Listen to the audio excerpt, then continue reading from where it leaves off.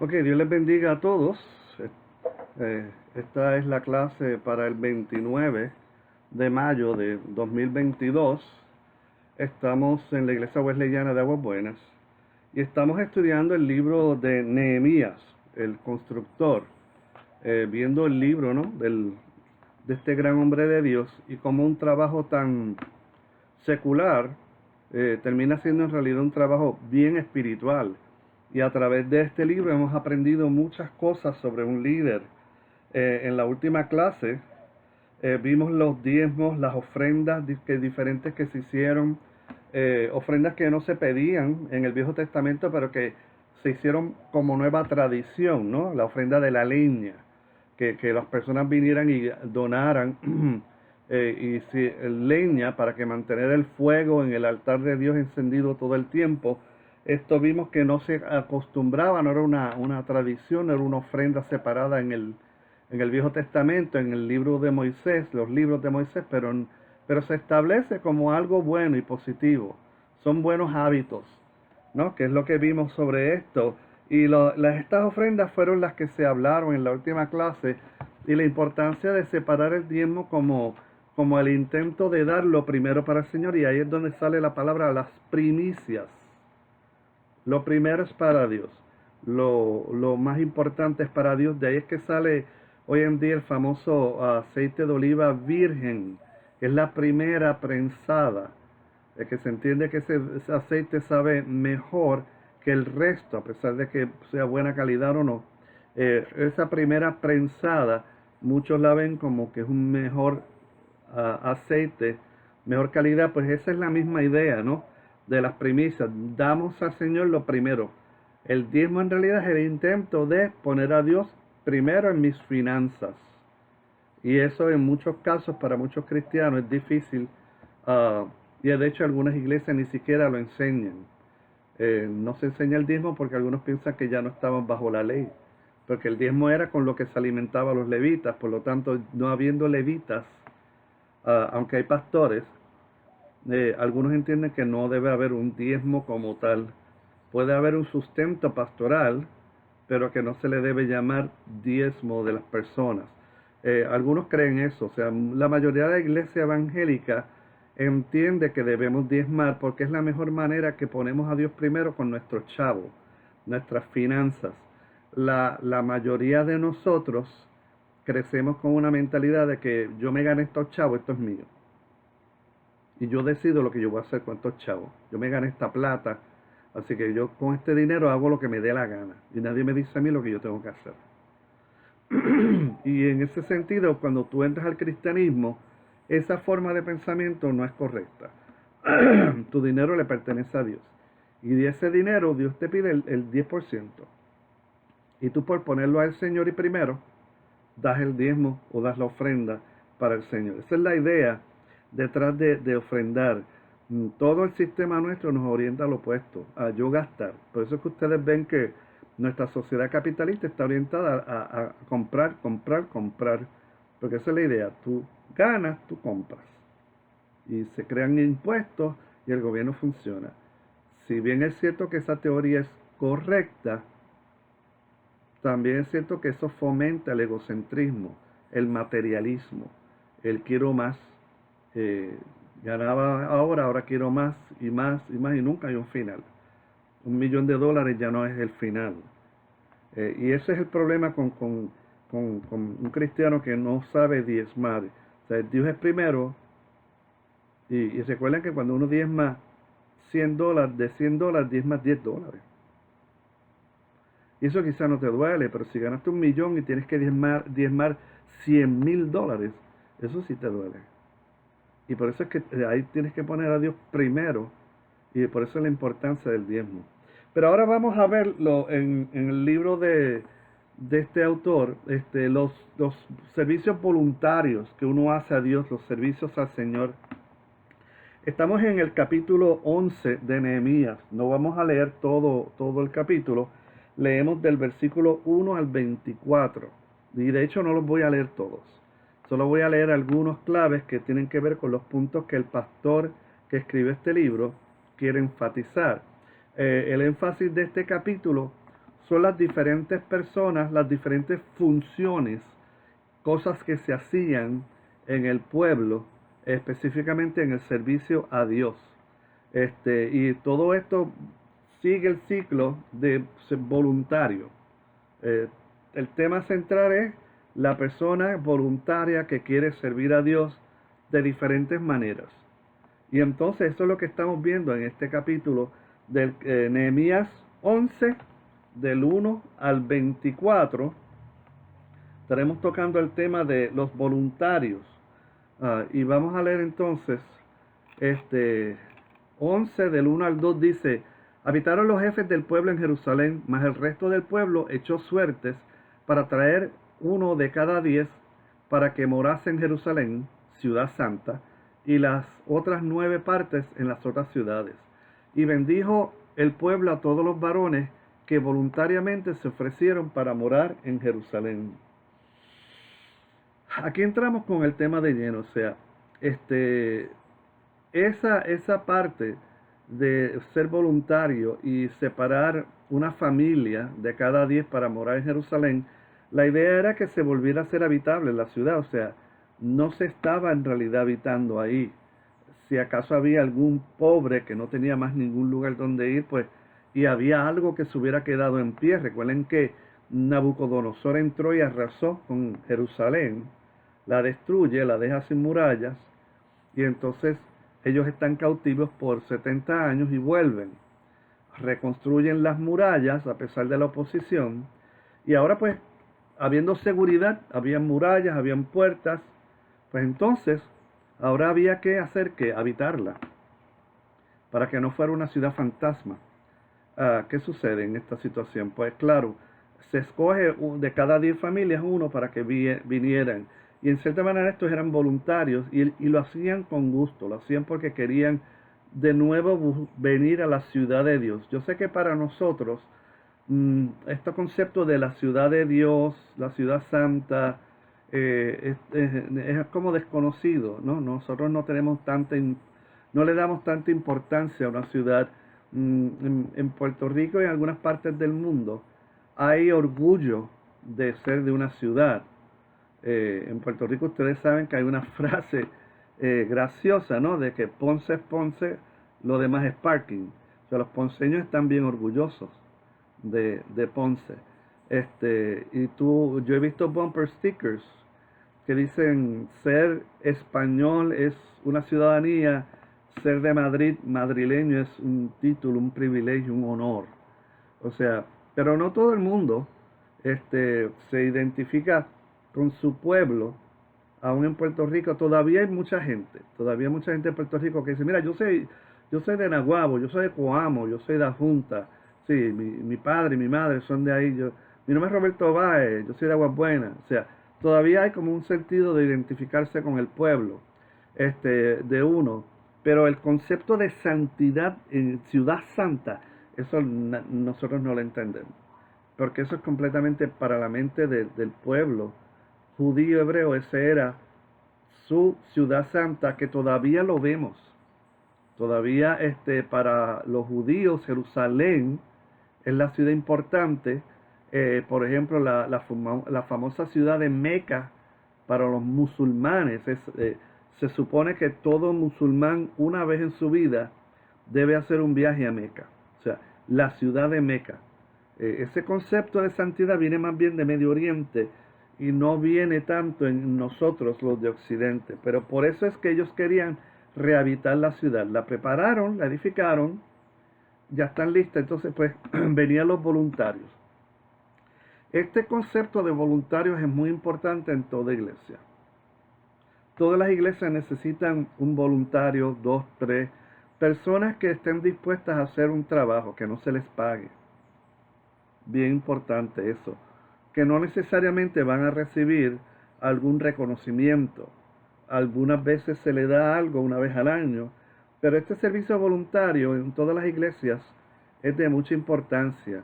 Y cuando una persona no tiene en la iglesia, un creyente no tiene esa actitud de servir a Dios por amor a Dios, uno se pregunta qué está haciendo en la iglesia. Es la pregunta, o sea, ¿qué tú haces? Vienes nada más, te sientas en un banco, participas de un servicio, un culto los domingos y ya. ¿Sabes? Después de todo lo que Dios hizo por ti, ¿qué tú vas a hacer por Dios?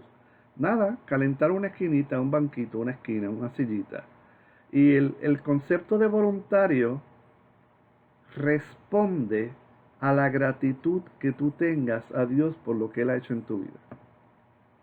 Porque tú me salvaste, ahora yo quiero servirte. Dime dónde, dime cuándo, dime cómo. O sea, usualmente uno hace eso. Cuando tú tienes alguna persona, algún vecino, algún familiar que de momento te hizo un gran favor, tú quieres ayudarlo. eh, y te ofreces para dar. Eso es lo que pasa muchas veces con los ancianos, que hay que cuidarlos. Los hijos en agradecimiento lo cuidan, los que pueden. O sea, ahora tenemos el problema de que a veces nuestros trabajos no nos dejan. Pero ese sentido de gratitud, de que este es mi mai, este es mi pai, déjame traerlo para casa y cuidarlo, es un perfecto ejemplo de que mira todo lo que tú me diste, ahora yo me toca a mí cuidarte. Tú me cuidaste, ahora me toca a mí cuidarte. Lo mismo pasa en la iglesia, o sea, tú me diste la salvación, tú me diste el perdón de pecados, pues ahora me toca a mí dar para atrás. ¿Qué hago? Dime qué hago. Yo soy voluntario, dime. O sea, esa actitud es la que en realidad hace que funcione la iglesia. Sin voluntarios, podríamos decir que no hay iglesia. Hay una función religiosa, hay perdonando la palabra, un fulano que se para detrás de un púlpito, en una plataforma a hablar, y un montón de gente que por media hora, una hora lo escucha, pero no necesariamente en el sentido espiritual de iglesia. No podemos decir que eso es una iglesia. Son los voluntarios los que hacen que funcione. Al igual que el cuerpo, si sus diferentes funciones y órganos no funcionan, pues estás muerto. Si las células están muertas, estás muerto.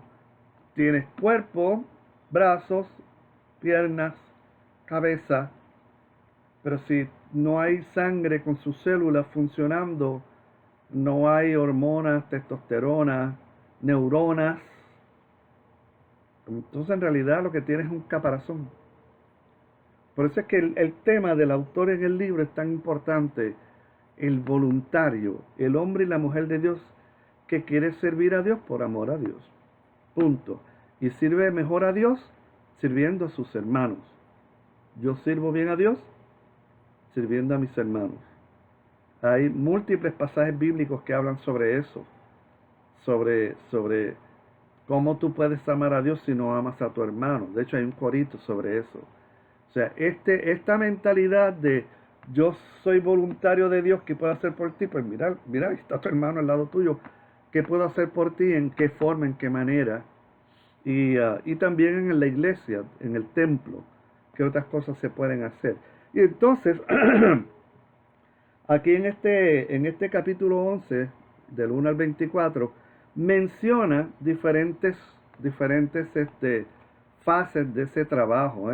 Versículo 10 al 12, dice: de los sacerdotes, Jedaías, hijo de Joiarib, Jaquín, y Seraías, hijo de Hilcías, hijo de Mesulam, hijo de Sadoc, hijo de Meraiot, hijo de Aitob, príncipe de la casa de Dios, y sus hermanos, los que hacían la obra de la casa.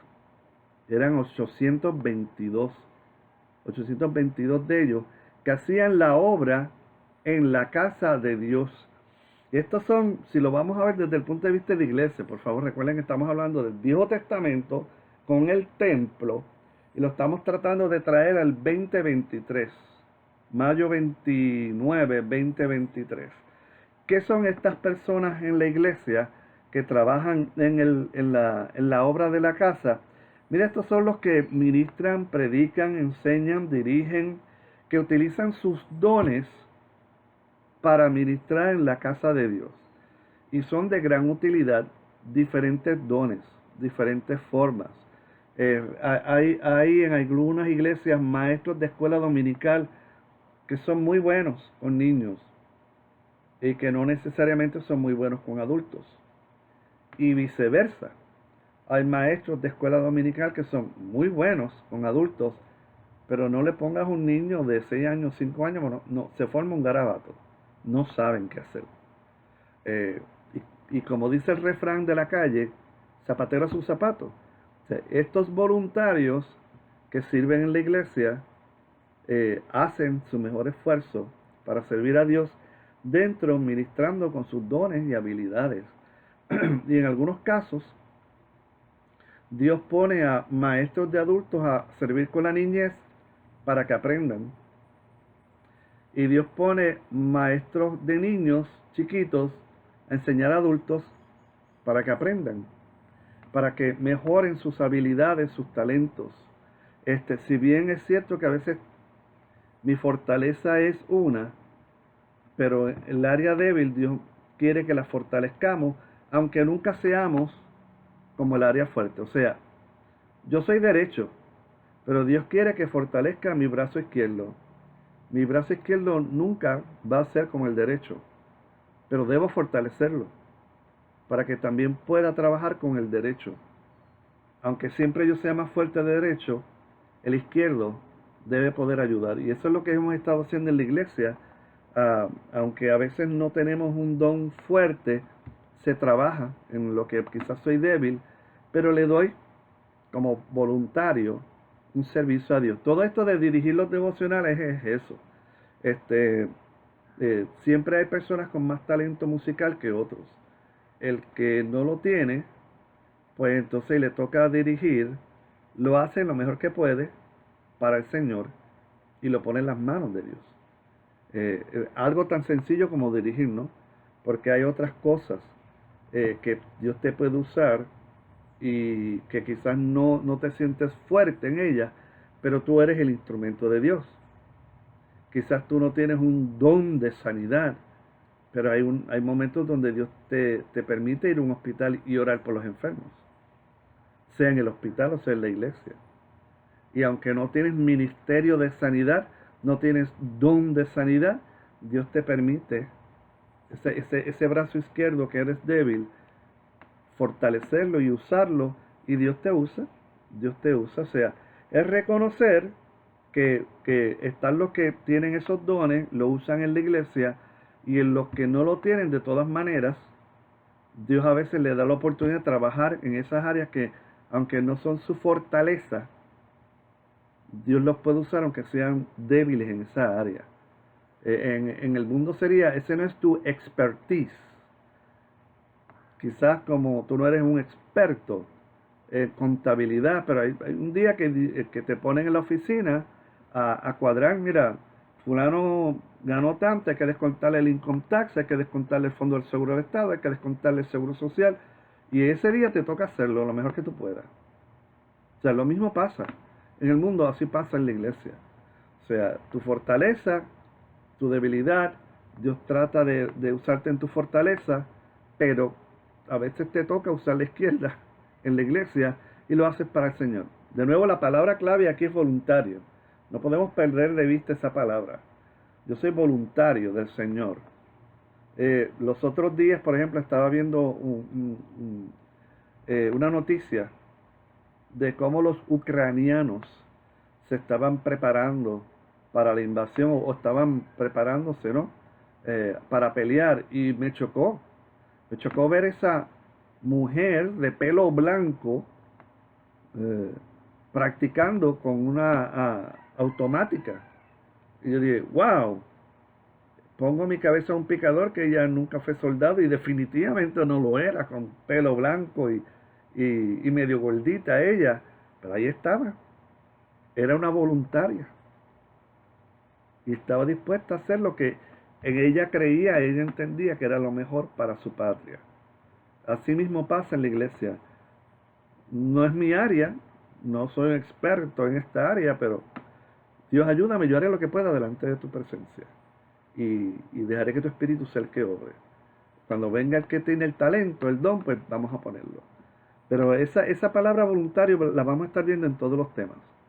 O sea, son varios temas que le está tocando el autor, ¿no? Son 6, todos son voluntarios, voluntarios. Entonces en el versículo 15 al 16 dice, de los levitas, Semaías, hijo de Asub, hijo de Azricam, hijo de Asabías, hijo de Buni, Sabetai y Josabad, de los principales de los levitas, capataces de la obra exterior de la casa de Dios. Estos son los voluntarios que hacen cosas fuera del templo. Y no estamos hablando solamente de construcción, bloques y cementos. ¿Ves? No todos podemos hacer ese tipo de trabajo. Pero también estamos hablando de las personas que salen fuera y visitan personas fuera. Le hablan a las personas allá afuera. A los que están solitarios, desconsolados, abandonados, olvidados, atribulados. O sea, tú tienes personas en la iglesia que hacen esa función y es bien importante porque tenemos que romper la idea de que el pastor es el que hace eso. Lo hacemos todos. Si Dios te da la oportunidad de hablar al vecino, de estar con el vecino en un momento dado, tú aparécete. Señor, úsame. Y aparécete aunque no hagas mucho. Pero es bien importante que te aparezcas. Los otros días tuve una situación de uno de los vecinos que se escuchaba que estaban llorando en voz alta, gritando. Yo los conozco, nos saludamos, los buenos días, pero en realidad 1, 2, 3 veces al año quizás nos acercamos. Como siempre, los huracanes, pues uno se siente y habla, pero cuando no hay huracán, sigue la vida normal, pues, ¿cómo está? Dios le bendiga. Entonces escuché la gritería y los vecinos que vivían cerca, que eran buenos amigos, no estaban. Y yo titubeé, dije, ¿sabe? En realidad yo sí los conozco sus nombres, pero no somos en realidad buenos amigos de conocernos. No nos odiamos, pero esa relación no está. De todas maneras, me aparecí por allí por la casa, mira cómo están las cosas. Y me explicaron, ¿no? Que había habido una muerte en la familia. Pero me dieron las gracias, bien respetuosamente, bien educadamente, y me daban a entender, tú sabes, de que no hay mucho que puedas hacer aquí. Gracias por pasar, o sea, pero en realidad ya no hay mucho que se pueda hacer. Y yo pues estoy a las órdenes, estaremos orando por ustedes. Pero ese acto de presencia, porque me sentía bien mal si me sentaba en la sala y prendía un televisor a ver un programa, una película, aunque fuera un culto a Dios. O sea, por lo menos quise hacer acto de presencia y enseñar la cara, porque siento que hubiera sido pecado escuchar gente llorando en voz alta y seguir mi vida como que este problema no es mío, que me incumbe a mí. Y el pensamiento me entró, o sea, Roberto, no seas presentado, no seas entrometido o chinchero, chismoso. Pero yo dije, bueno, si piensan eso de mí, que lo piensen, pero tengo que pasar. O sea, ¿qué haría Jesús en este momento? Él iría allá. Él no se preocuparía del qué dirán. Si dicen, ¿qué estás haciendo aquí? ¿Qué te importa? Él no pensaría eso. Y fui, me presenté, me hablaron, 2 de ellos me dijeron lo que pasó, mira, murió fulano. Salió la mamá, gracias, gracias. Pero tú sabes, no pudo hacer mucho, ni siquiera una oración. Pues literalmente estaban atacados, llorando. Pero me dijeron, pues gracias, pero pues estamos aquí en un momento bien difícil. Yo pues estoy a las órdenes, Dios les bendiga. O sea, es el hacer acto de presencia más allá del templo, más allá de afuera, ¿no? Y a pesar de que aquí habla de capataces de la obra exterior de la casa de Dios, ¿no? Que automáticamente uno piensa en en trabajo, que en el caso nuestro, el hermano Frank es el que está en esa área, no debemos pensar que se refiere solo a bloques, cemento, varilla, o sea, es lo que hacemos por fuera y que hace una diferencia. Y el hacer eso, Dios lo ve. ¿Por qué? Porque no te pagan por ello, porque es un trabajo voluntario. Yo me ofrecí a Dios, Dios, me voy a aparecer, aunque me digan presentado, pero quiero ir con la mejor disposición. Porque siempre está el que oye los gritos y quiere saber qué pasó, cuéntame, quién fue, y cómo se llama, y dónde vive, qué le hizo. O sea, está el bochinchero, el presentado, el entrometido, y desgraciadamente los hay dentro de la iglesia. También los hay. Adiós, ¿qué pasó? Y esto, o sea, tú no eres un presentado entrometido. Si tú vas a un lugar de dolor, es a lo que puedas hacer. Si puedes estar ahí media hora, una hora, o algo más, amén. Si es 3 minutos, como me pasó a mí, pues estoy a las órdenes. Dios les bendiga, estaré orando por ustedes. ¿Sabe? Es una diferencia de ese voluntario al presentado. Vete como voluntario de Dios, sin mucho alarde, sin mucha cosa. Después sigue el versículo 17. Vimos el 15 y el 16 que hablaba de los capataces de la obra exterior, ¿no? Está los voluntarios de adentro, la obra exterior, y entonces el 17, y Matanías, hijo de Micaía, hijo de Zabdi, hijo de Asaf, el principal, el que empezaba las alabanzas y acción de gracias al tiempo de la oración. ¡Wow! ¡Wow! No sé si ustedes se habían percatado de que en el templo del Señor del Viejo Testamento habían personas que empezaban las alabanzas, empezaban las acciones de gracia cuando se estaba orando. Eran hombres que dirigían, ayudaban a empezar. Esto yo lo vi, este servicio voluntario lo vi yo una vez cuando estaba en la Universidad de Puerto Rico, que a las 12 tenían un servicio cristiano, ¿no? Un culto. Los jóvenes se reunían en un salón y entonces fuimos, y lo que se hacía siempre, uno se arrodillaba a orar, y cuando estábamos orando, y los que habían terminado y los que seguían, una joven se levantó y leyó la palabra de Dios, hizo la oración al Señor, y entonces empezó los coritos. Y como a los 5 o 10 minutos se apareció el presidente de la confraternidad de jóvenes, que siempre tenía que estar ahí, con sus líderes.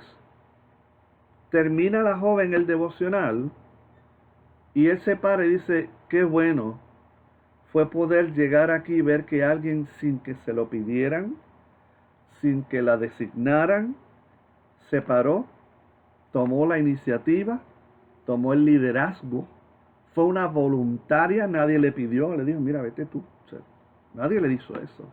Ella vio que faltaba eso y llenó el hueco. Y los líderes estaban tan complacidos de ver esa persona que se paró a dirigir la oración, dirigir la alabanza, leer la palabra, hizo un devocional voluntariamente. Eso fue tremendo. A nadie se le ocurrió. A mí no se me ocurrió. Yo estaba allí, yo estaba orando y empecé. Ella empezó, yo me imaginé que ella era la designada, pero nadie le había dicho nada. Y cuando tú tienes voluntarios que están dispuestos a tomar la iniciativa, aunque no sean grandes predicadores, que tengan palabra de orador, pero ven una necesidad y la toman, quizás con una voz más bajita y quizás más calladito, pero toman la iniciativa. Créeme que Dios valora eso grandemente. Para Dios, tú eres un líder. Tú estás allá arriba con los evangelistas, los profetas, los misioneros. Allá arriba tú estás. Porque el que no necesita que le toquen atrás y vete tú y hazlo. Sino que él ve la necesidad, vamos a hacerlo. Yo no soy predicador, yo no canto muy bien, pero se necesita.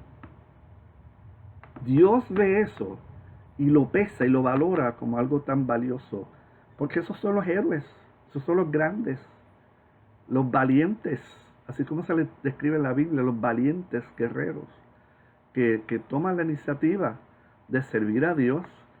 Y entonces estos adoradores son importantes. Hay personas que ya tienen un ministerio de adoración y tú los ves con su guitarra, su teclado, uh, y esa área es muy buena. A pesar de que hay algunos pastores que entienden que ese ministerio nunca ha existido. Si tú vas al Nuevo Testamento, por ejemplo, no te encuentras ese tipo de ministerio de un adorador, de una persona que se dedica solamente a eso. Y algunos de ellos viven de ello, como si fueran un pastor. Este, Se les paga por ese servicio. Y entonces algunos pastores entienden que eso no tiene lugar en el Nuevo Testamento en la iglesia. Y si bien es cierto que no hay nada en el Nuevo Testamento que defina un adorador, esa frase apareció más bien a finales del siglo XX, principios del siglo XXI, ¿no? Para 1990 y algo, 2000, ahí es que empiezan a verse estos adoradores y sus ministerios, y se les usa ese nombre. A pesar de que ya estaba como que viéndose más esa definición, se ve esa posición como muy buena y útil en su momento y en su lugar, aunque no esté definida como un ministerio, como pastor, evangelista, misionero, maestro de escuela dominical, no está nada definido así tradicionalmente en la iglesia. Esa nueva faceta sí tiene mucha utilidad y puede ser bien usada. Y estos adoradores son usados por Dios para llevar un pueblo a la alabanza, que es lo que se estaba hablando aquí, ¿no? Eran los que empezaban, tomaban la iniciativa, ¿sabe? De vamos para adelante, vamos a enfocarnos en Cristo, vamos a alabar a Cristo, vamos a mirar a Cristo resucitado y poner los ojos con los coritos correctos, con la escritura correcta, llevar al pueblo a adorar a Dios. Vamos, levanta las manos. O sea, ¿por qué? Porque a veces venimos cansados. Esa es la realidad. Hemos estado trabajando 6 días en la semana y uno viene muerto y cansado y necesita un adorador. Levántale las manos a quien, a Dios, no a mí, no, al Dios vivo. Y tú haces esto, alabas a Dios. O sea, y son de gran utilidad. Son de gran utilidad. Y al igual que Nehemías empezó una ofrenda que no existía en la ley de Moisés, de los primeros 5 libros de la Biblia, el Pentateuco, la ofrenda de la leña, empezó una tradición. Asimismo, esto de los adoradores, se comienza una tradición que si se utiliza correctamente, ¿no? Valga la pena ese señalamiento, puede ser y ha sido de gran bendición en la iglesia. Entonces, estos adoradores son los que Dios busca, ¿no? Para que le adoren completamente con sincera actitud. Y este es el versículo que leímos, ¿no? El 17. Empezaban las alabanzas, la acción de gracias en el tiempo de la oración, para que tú empieces a enfocarte, encaminarte claramente cuando llegas al templo. Eso es lo que se hace, eso es lo que se está tratando de hacer cuando uno entra en ese tiempo de adoración.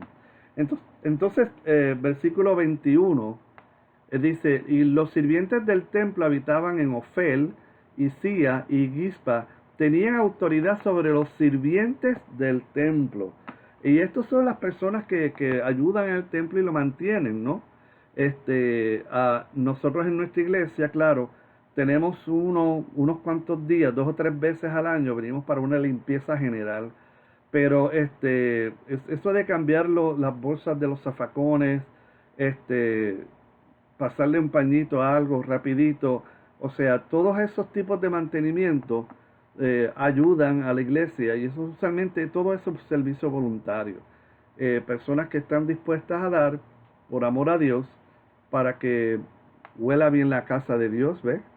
Esté limpia, básicamente limpia, dentro de nuestras circunstancias. Gente que viene y limpia los baños. Este, ese tipo de servicio hace que la estructura del templo se mantenga funcionando en las mejores condiciones que podemos tenerla. Y ese servicio también es bien importante para el Señor.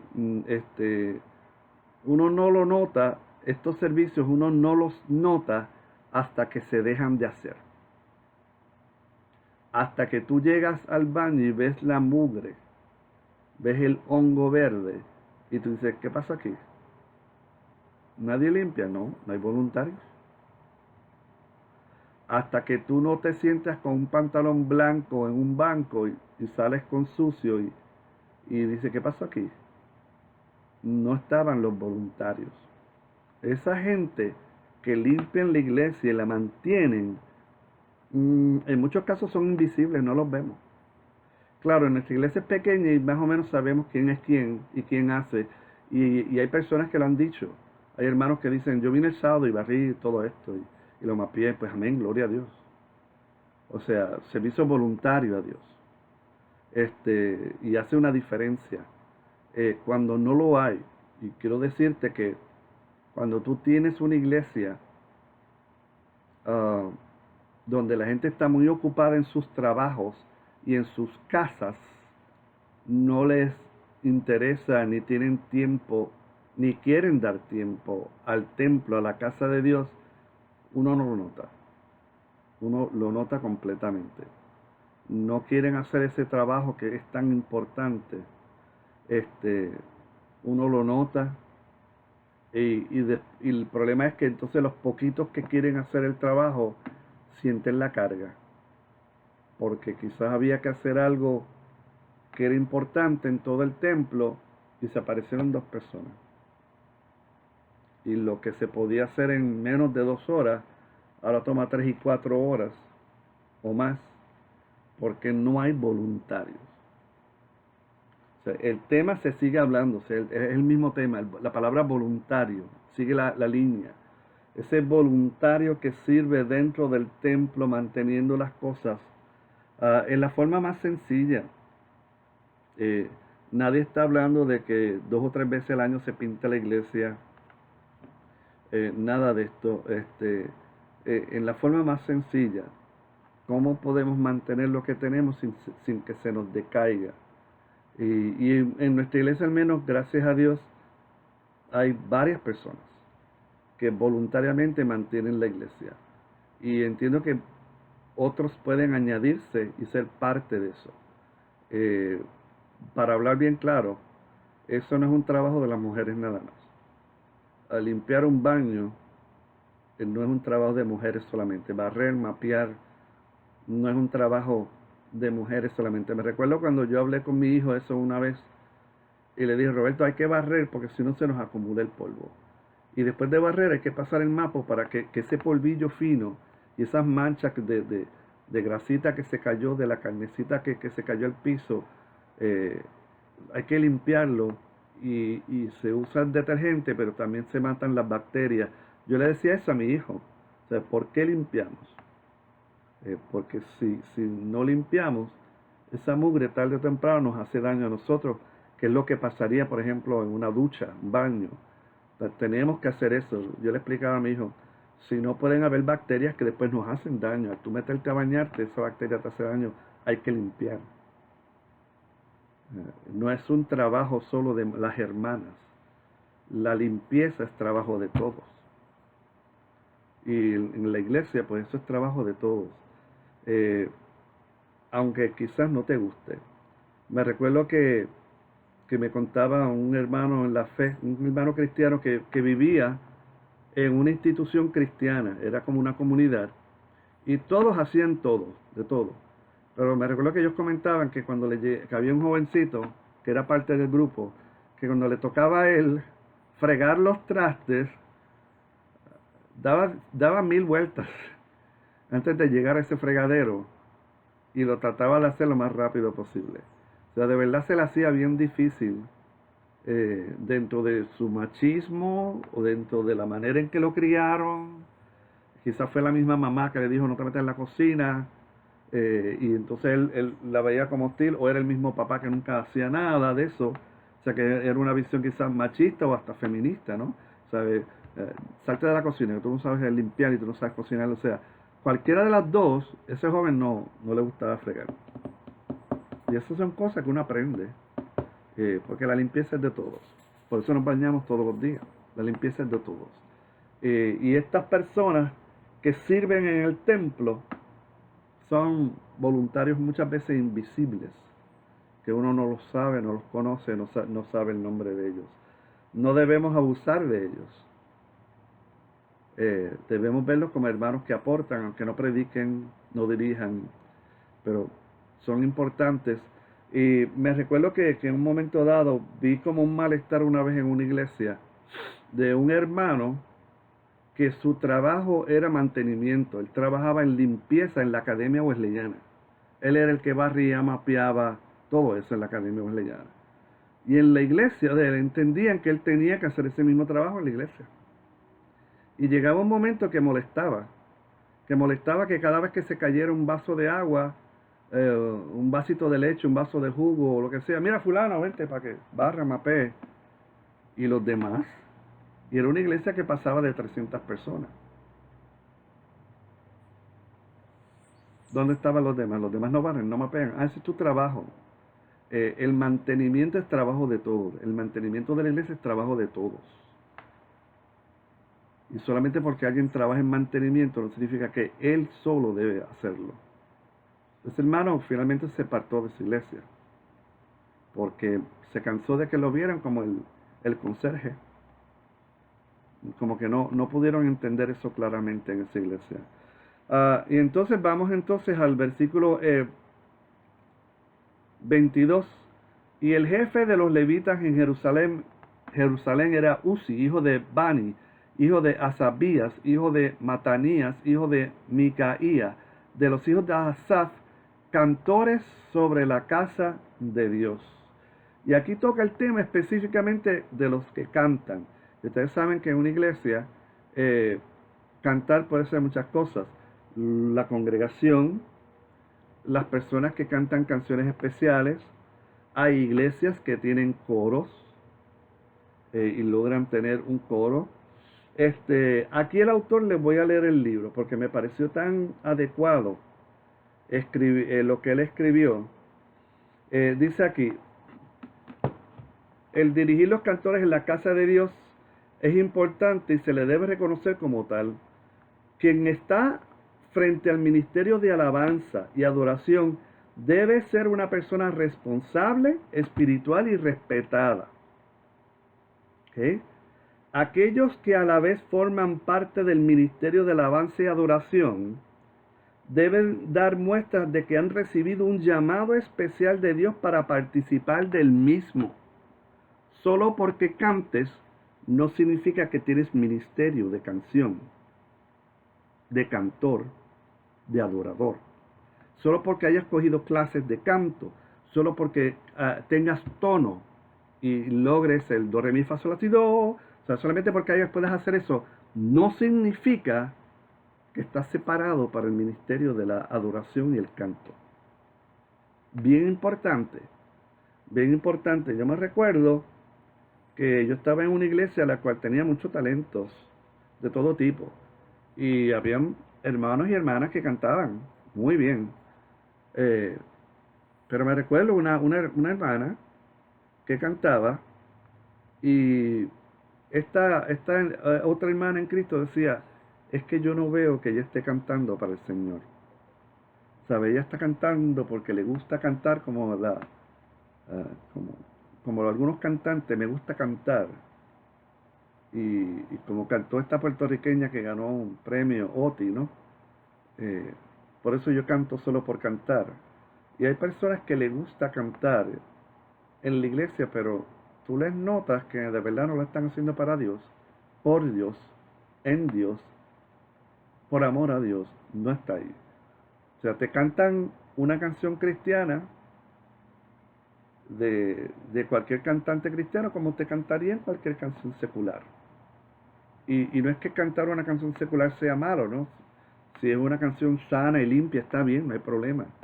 Este, pero como que cantar por cantar no debe ser razón para que tú la pongas en una posición que dirija adoración.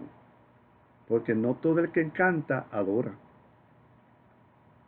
No todo el que canta alaba a Dios.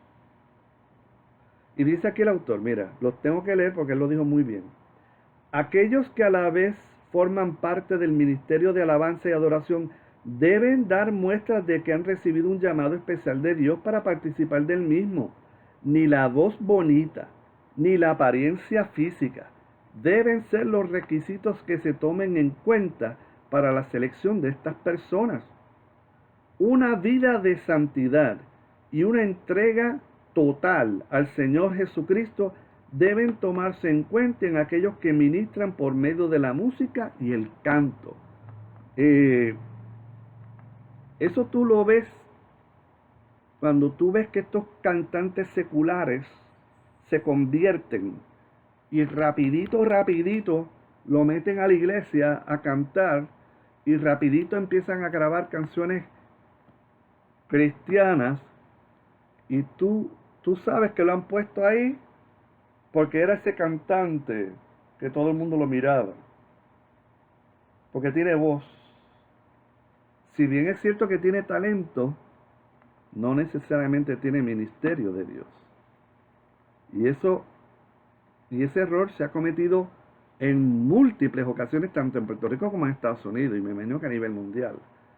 Se convirtió el famoso cantante y enseguidita lo ponen a dirigir. Y eso crea muchos problemas porque muchos de ellos después se apartan. Dice aquí, lo último que leo, los músicos carnales que solo están interesados en lucirse públicamente y entretenerse con los instrumentos musicales, porque hay quienes tocan batería porque les gusta la batería, le tocan guitarra porque le gusta tocar guitarra y lo ponen en la iglesia. O sea, aquí estamos hablando no solamente de los cantantes, personas que tú los pones con sus instrumentos y no dan testimonio. Tocan, pero allá afuera nadie sabe que tocan para Cristo y la manera en que viven demuestra que no son cristianos. Y lo hacen para entretenerse con los instrumentos musicales. No son los más adecuados para este clase de ministerio. O sea, y este error se ha cometido año tras año, tras año, tras año.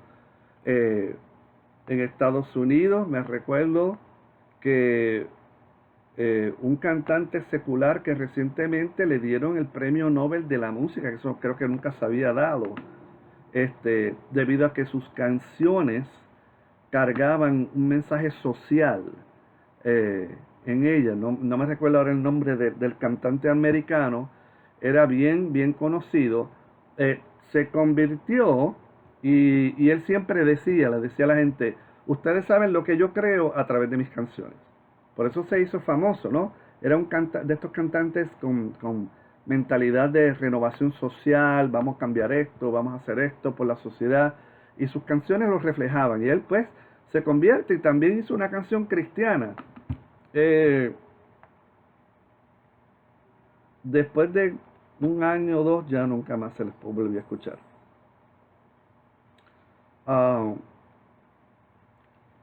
La tentación de tener un gran cantante frente a una iglesia es tan fuerte que a veces los pastores pecamos y los que no somos pastores lo dejamos pasar. Y si bien es bueno y glorioso que se conviertan a Cristo, y hoy en día en Puerto Rico han habido raperos que se han convertido y están dando testimonio, y algunos de ellos son pastores, o sea que han mostrado el cambio y han mostrado que se han quedado firmes, y hasta, al menos hasta hoy, ¿no? El Father creo que fue uno que tiene testimonio y que ha ido por las escuelas públicas. O sea, ese tipo de testimonio está bueno. Permita a Dios que se quede firme, pero eso no se puede decir de todos. Y a veces tú ves estos cantantes cristianos y tú te preguntas, ¿para quién tú estás cantando? ¿O para qué tú estás cantando? Eh, Esos errores pues se cometen y ahí es donde entran, mira la palabra otra vez clave, los voluntarios. El que canta para el Señor voluntario no cobra. Eh, si le dan una ofrenda y te la dieron en amor, pues, gloria a Dios, cógela. Alguien te amó y te quiso dar una ofrenda. Pero los que cantan, sea en el coro, sea en la iglesia, o lo invitan de diferentes iglesias, gloria a Dios, gloria a Dios. La palabra clave a través de esta clase, que es bien importante que al terminar la graben, es voluntario. Yo soy voluntario del Señor. Yo soy voluntario de Cristo. ¿Qué puedo hacer? Dime qué puedo ayudar. Cuando tú tienes a alguien así en la iglesia, vamos a ponértelo más claro. Ese es el sueño dorado de todo pastor. Tener gente que te diga, mira, yo no soy bueno en esto, pero si no hay más nadie, tú me necesitas. Pero ¿qué puedo hacer para el Señor? Tú tienes, cuando un pastor tiene una persona en la iglesia que dice, ¿qué puedo hacer para el Señor? Y ahora vamos a quitar el pastor del medio y vamos a poner a Dios, Padre. Cuando Dios ve a una persona que dice, ¿qué puedo hacer por ti? Porque me salvaste, me perdonaste mis pecados, me limpiaste, me diste la vida eterna que yo no me la merecía. Pues mira, dime. Y eso se ve en un solo versículo bíblico en la Biblia, que lo demuestra tan claramente, que es el libro de Isaías, capítulo 6, cuando yo vi al Señor alto y sublime y sus faldas llenaban el templo. Y entonces el Señor le dice, ¿a quién enviaré? ¿A quién enviaré? La pregunta retórica, yo casi puedo ver a Isaías como esos niños de escuela pública en escuela elemental. Missy, Missy, Missy, Missy, Missy, yo, Missy, yo. Casi lo puedo ver haciendo eso. Yo, envíame a mí. Olvídate de los demás, yo voy, tú dime, yo lo hago. Esa disposición, Dios la usa poderosamente, aunque el que está al lado tuyo tenga 100 veces tus dones y talentos y experiencia y qué sé yo, y educación y bla, bla, bla, bla, bla. Pero el heme aquí, envíame a mí, yo soy el voluntario, tú dime qué hay que hacer. Esas personas Dios las usa con poder. Dios se glorifica con un voluntario, aunque no lo noten en la iglesia. Esas son las personas que de verdad Dios se agrada, los voluntarios. Un pastor con sueldo, lo que determina su éxito es si él tiene un corazón de voluntario. Tú dirás, Dios, pero le están pagando. Sí, pero él está ahí porque quiere servir a Dios. ¿Qué puedo hacer? Si al servirte me dan un sueldo, pues mira, gloria a Dios. Pero yo soy voluntario. Si esa mente tú la tienes en todo el mundo, digo el mundo en la iglesia, si rompemos esta idea de que yo voy a sentarme en un banco para que me den, y ahora voy a hablar claro, para sentarme para ver un show allá arriba de los que dirigen el devocional, y los coritos y las panderetas, el show, y leen y predican, y me gustó cómo predicó, a mí me gusta cómo predica él. Si esa es tu mentalidad, tú no eres un voluntario. Y estás lejos de serlo. Pero si tú vienes a la iglesia para que Dios te ministre y después tú decir, ahora como yo te puedo ministrar a ti, pues ya tú me has dado. Me has dado más de lo que yo manejo en mis manos. No lo puedo aguantar tantas bendiciones. Pues dime qué puedo hacer, dime qué puedo hacer. Y ahí Dios coge a un gago y lo pone a predicar. ¿Y sabes qué pasa? Se convierten las almas y se sanan las vidas. Porque Él dijo, heme aquí. Yo no sé cantar, yo no sé predicar, yo no soy evangelista, yo no he orado por los enfermos. Mi madre era la que siempre limpiaba el inodoro, pero déjame ver qué hago, qué le he hecho. ¿Con qué empiezo? Esas personas son los héroes. Son los que cuando lleguen al cielo, muchos pastores van a mirar para el lado y dirán, pero ¿y por qué a este le están dando tanto premio? Porque él tenía corazón de voluntario y vivía una vida de voluntario. Y algunos pastores no tienen corazón de voluntario. Son lo que la Biblia llama pastores asalariados. Buscan un recompensa. Hay gente que canta, que son cantores asalariados. Los aplausos. Mira que está mi disco. Hay quienes que escriben libros y tienen un ministerio de escribir asalariados. Quieren vender muchos libros. Y si quieren saber más del tema, compren mi libro. Yo les he escuchado desde el púlpito decirlo. Pero el voluntario,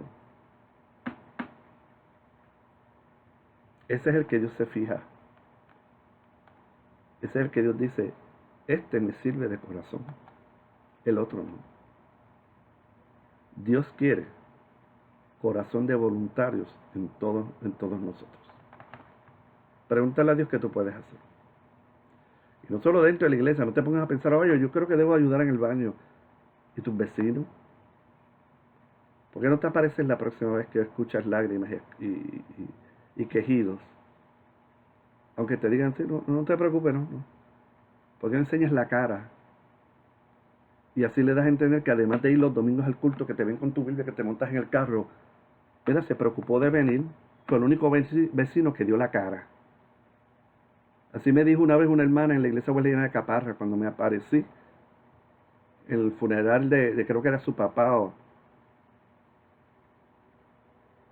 a los 2 o 3 semanas en la iglesia, ella dijo, mira, este fue el único que se apareció. Yo no era el pastor de la iglesia, en Caparra, yo estaba asistiendo. Digo, de todo el mundo aquí, él fue el único que dio la cara. Voluntario. ¿Qué tú puedes hacer fuera de esta iglesia? Tocar y extender tus brazos como voluntario y tocar una vida. Aunque al principio no parezca nada. Pero ¿qué puedes hacer de voluntario allá afuera? En esa obra externa. Voluntario. Mira a tus vecinos y piensa, Señor, heme aquí, envíame a mí. Yo soy voluntario. Padre, gracias por esta palabra. Permite que llegue bien profunda a nuestros corazones y que cambie nuestros corazones y nuestras mentes. Te lo pido en el nombre de Jesús. Amén. Dios les bendiga.